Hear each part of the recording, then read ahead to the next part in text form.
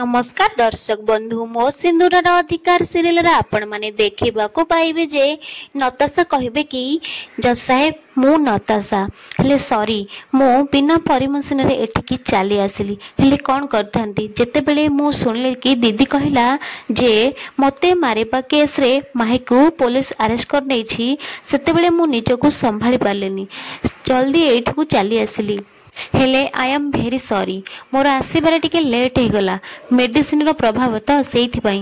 किंतु एठिके आसीबा मोर बहुत जरूरी थिला। ये होछि माही मो सान भौणी पिला दिने घंटे दी जण परस्पर को न देखिले रही पारु नथिलु परस्पर दुहे दुहे को बहुत भल पाऊ ताले केमिति परस्पर को घृणा करि पारिबो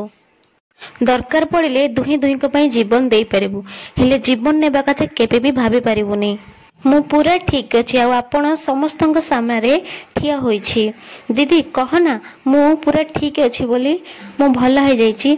आ मु बंची छी।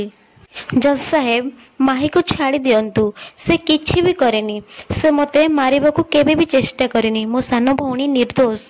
जजेस कहबे किंतु से प्रमाण नताशा कहबे मु जानिनी किंतु मु एकथा भी जानिनी कि ये अगेंस्ट रे किए केस फाइल करजी आ से प्रमाण सब किछि मिछ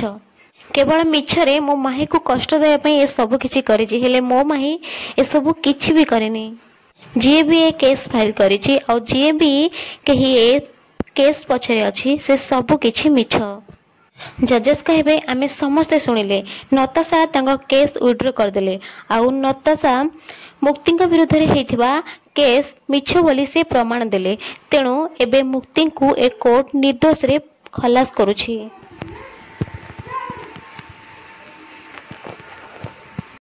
मुक्ति कहबे thank you Natasha thank you so much या परे रागिणी कहबे कि एबे सब किछि ठीक हैला आ आमे तीन भौणी पुणी थरे एकाठी होई गले।